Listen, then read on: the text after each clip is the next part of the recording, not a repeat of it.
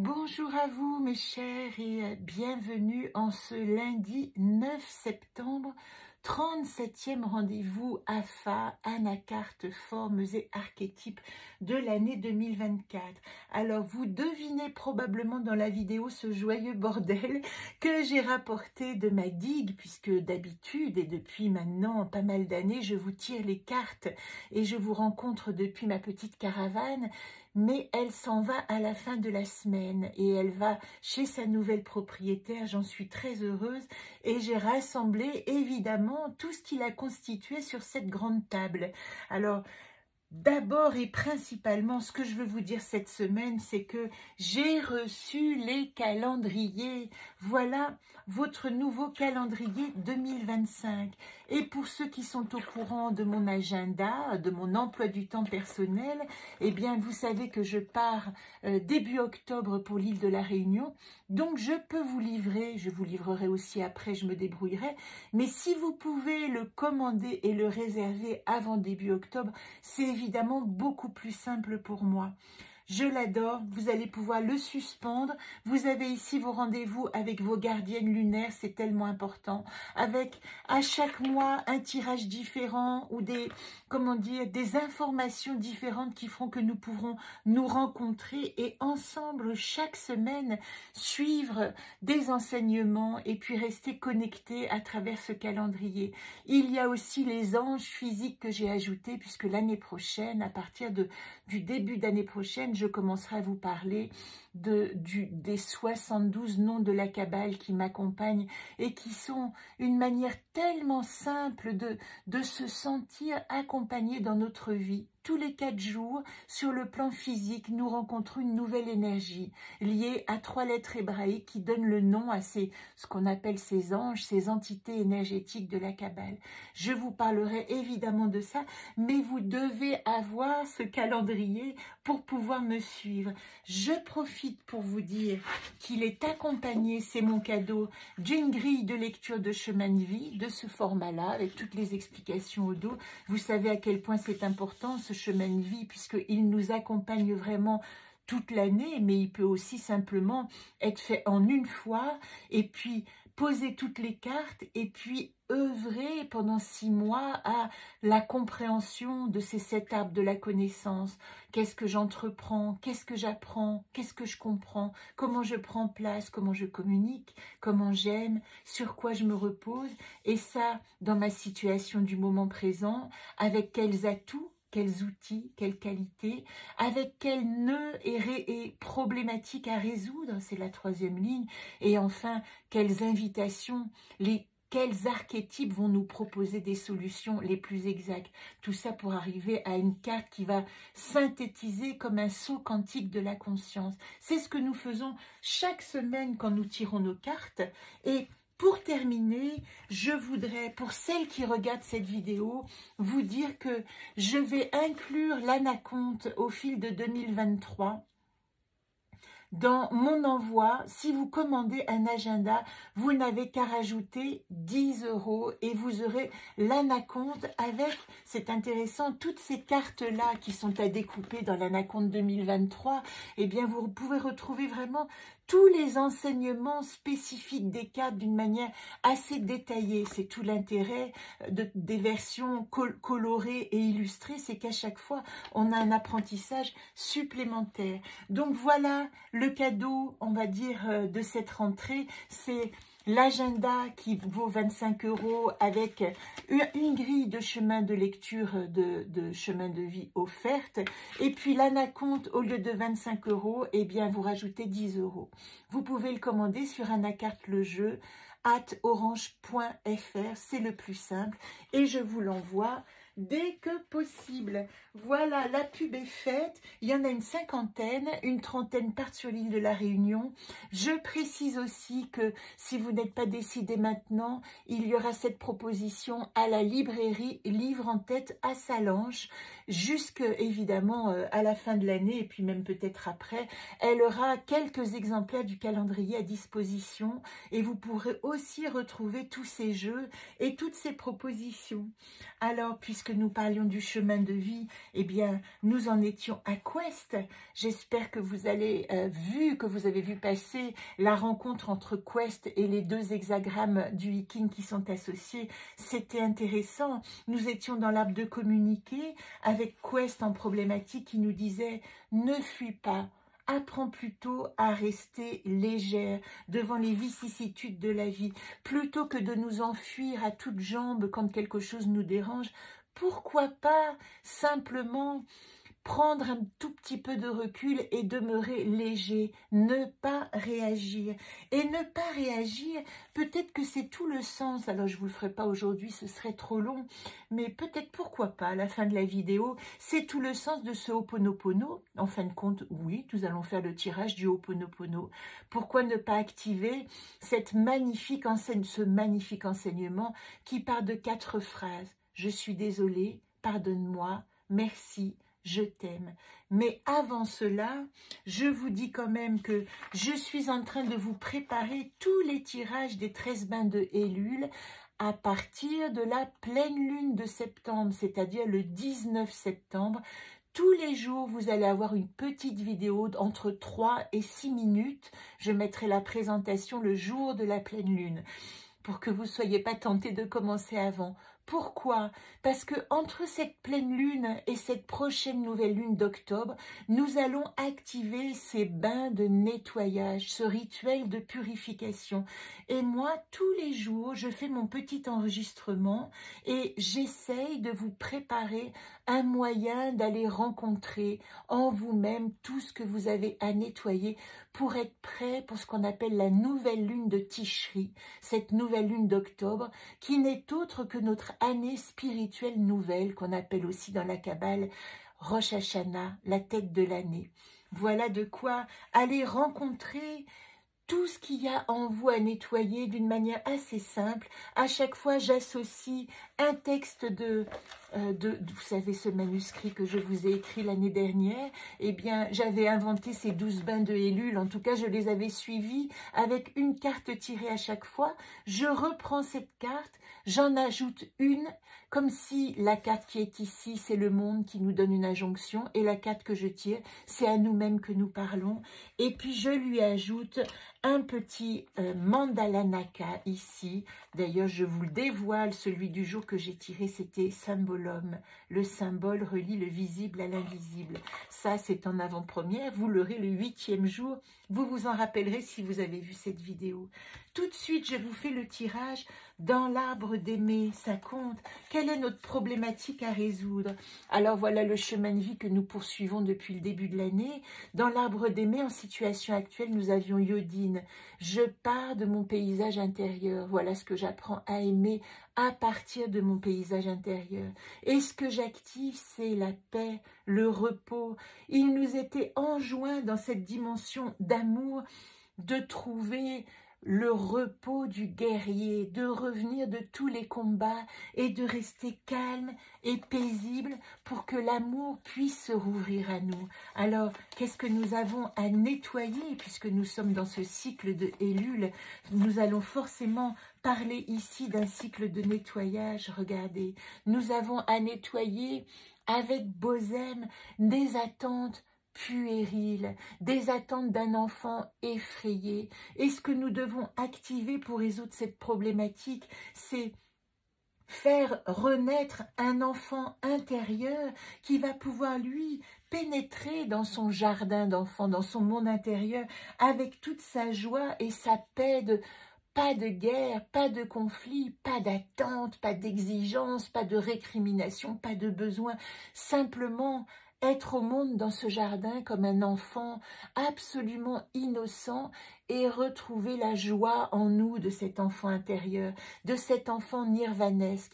Alors je vous invite à faire cet exercice de penser à votre enfant intérieur, d'essayer de l'imaginer avant 7 ans, parce que vous savez qu'on dit qu'à 7 ans, l'os de la fontanelle, l'os du crâne se soude et symboliquement, l'esprit est enfermé dans la matière. Alors, avant 7 ans, nous avons encore cette connexion subliminale, spirituelle, qui nous permet de communiquer avec nos mondes invisibles. à partir de 7 ans, qu'on appelle aussi l'âge de raison, ça devient plus compliqué parce que nous allons mettre des freins. Nous allons essayer de voir le tangible avec notre sensorialité. Bref, il nous est demandé aujourd'hui de refaire connaissance avec cet enfant intérieur nirvanaise. Quel âge a-t-il? Est-ce que vous vous voyez? Comment est-ce qu'on vous appelle entre 0 et 7 ans? Et où êtes-vous dans une situation où vous êtes heureux? Est-ce que vous êtes assis dans la nature à regarder les petites fourmis? Est-ce que vous avez des bottes de 7 lieues et que vous sautez dans les flaques? Est-ce que vous êtes dans un appartement très calme en train de jouer? Avec quoi? Comment êtes-vous habillé? À quoi ressemblez-vous? C'est ce que nous demande Bozem. Bozem nous supplie de reprendre contact avec ce petit enfant intérieur qui sait pour nous, qui nous apprend à aimer de la juste manière pour nous. Et puis, pour clore, parce que c'est quand même très beau de rencontrer Bozem, moi c'est vraiment tout le sens de ce jeu, c'est cette notion de ludique qui nous dit, ben, qu'est-ce que veut mon enfant intérieur dans cet univers? Comment est-ce qu'il peut jouer? Alors, on va faire ensemble un tirage collectif de ce Ho'oponopono. Je ne l'avais pas prévu, mais j'adore être surprise moi-même. Vous voyez, ce Ho'oponopono, il va permettre de rétablir une forme d'équilibre. D'ailleurs, c'est ce qu'on dit. Quand on travaille le Ho'oponopono, on dit qu'on essaye de remettre des choses en ordre, de rétablir un équilibre. C'est une tradition sociale et spirituelle de repentir et de réconciliation qui vient des très anciens rites hawaïens. Mais elle s'ancre bien plus profondément quand on l'utilise, ce Ho'oponopono, dans la conscience et avec une certaine subtilité tout à coup qui nous accompagne. Dans ce mois, alors ici, il y a marqué le mois de gratitude, nous n'en sommes pas ici. Le mois de gratitude, c'est certainement parce que je l'ai proposé l'année dernière au mois de décembre. Mais ici, nous sommes dans ce mois des rêves et non pas de gratitude, de rêver pour demain. Et là, nous sommes peut-être invités ici à pratiquer un Ho'oponopono qui va nous permettre, c'est aussi un travail d'hygiène de soi et de nettoyage, comme je vous en parlais, nettoyage, hygiène spirituelle efficace, eh bien nous allons peut-être ici pouvoir activer un pardon salutaire pour ces bains, ce rituel des bains de Elul et de nettoyage du passé. La première carte que nous allons tirer, et je ne vais pas faire de coupe, je vais simplement vous donner 4 cartes en résonance avec ces mots. La première carte, c'est « Désolé ». Cette première carte, elle permet de prendre conscience d'un problème, de reconnaître un conflit, de prendre du recul sur un événement. Alors, pendant que je bats les cartes, je vous invite à vous dire, c'est pas tant, pardon, excuse-moi, c'est désolé. Voilà, désolé de quoi? Est-ce que vous pouvez terminer cette phrase avec moi le temps de quelques secondes? Je suis désolée. J'y pense moi-même. Vous voyez, il y a 3 cartes qui tombent. J'ai envie de les retourner. On va travailler comme ça aujourd'hui. Je suis désolée. Est-ce que vous avez fini votre carte? Voilà. Alors, je suis désolée, il y a un secret, il y a quelque chose que vous gardez en vous et qui vous désole parce que vous n'avez certainement pas pu l'exprimer et qui concerne l'amour, qui concerne une relation amoureuse. Peut-être que vous avez un chagrin, quelque chose qui est enfoui et peut-être que vous avez besoin d'exprimer déjà à vous-même à quel point vous êtes désolé et que votre âme, elle exprime aussi une désolation pour une situation qui s'est produite. Pourtant, sachez que à partir du moment où vous allez activer « je suis désolé », dans la dimension de l'amour et de quelque chose qui n'a pas été dit, votre âme, elle est prête à l'entendre.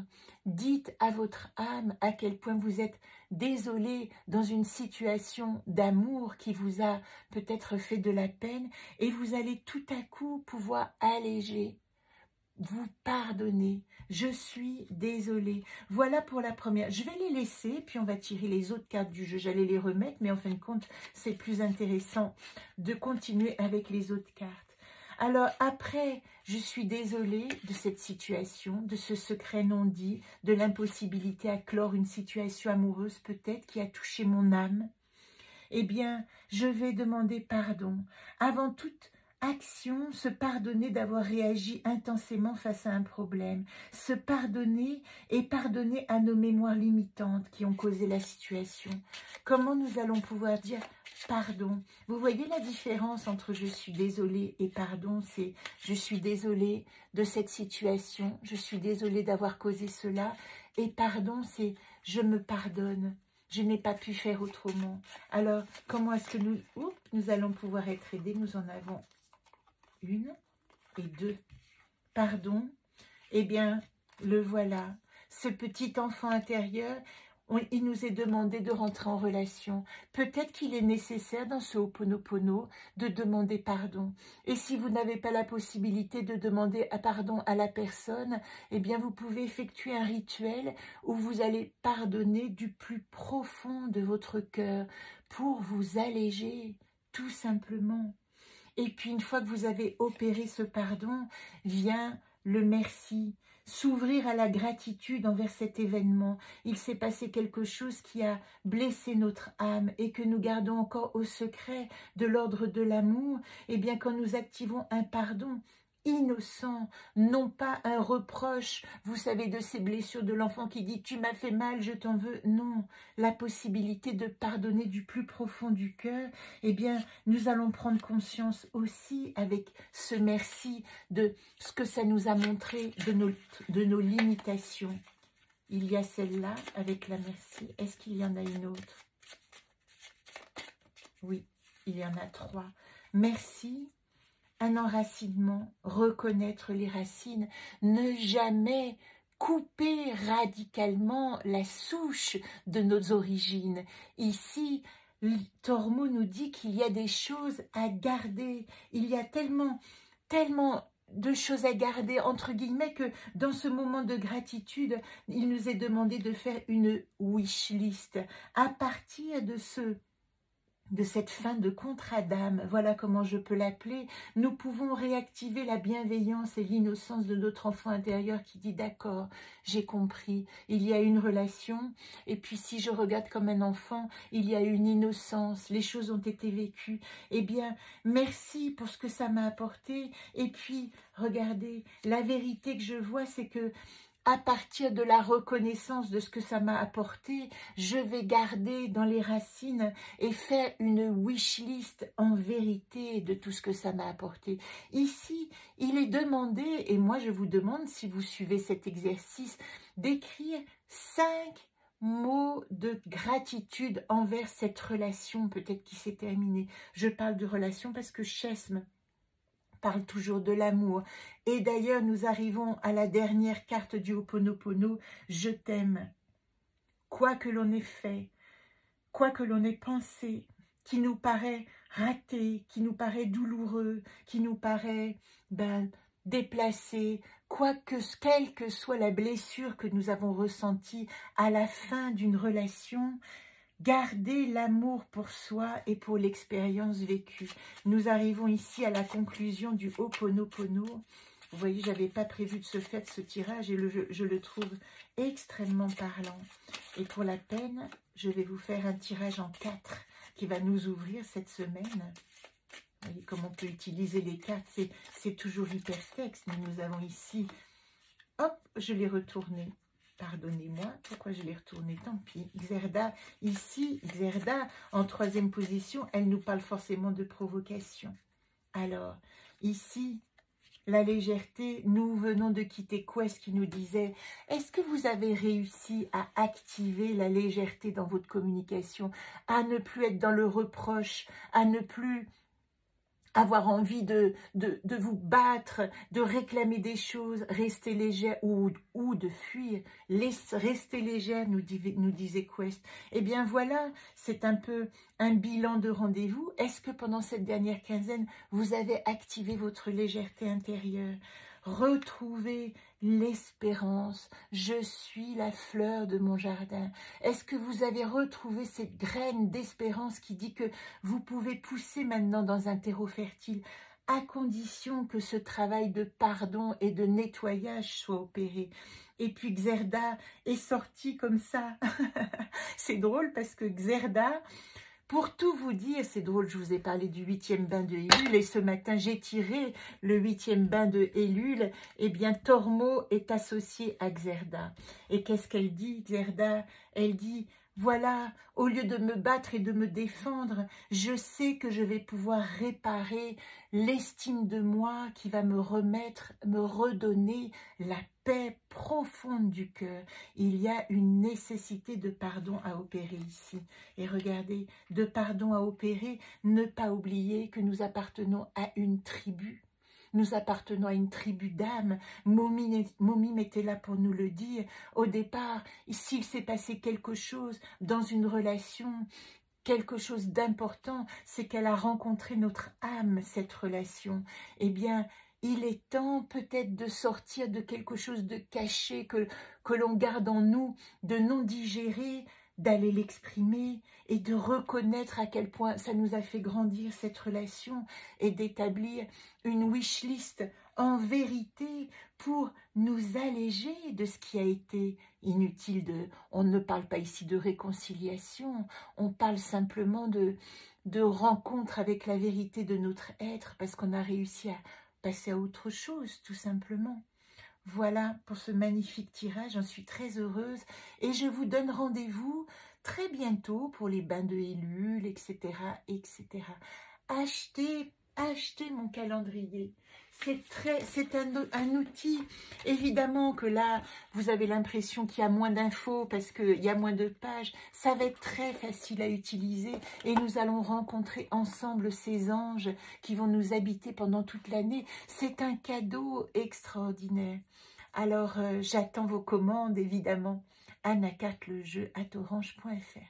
Très belle semaine à vous.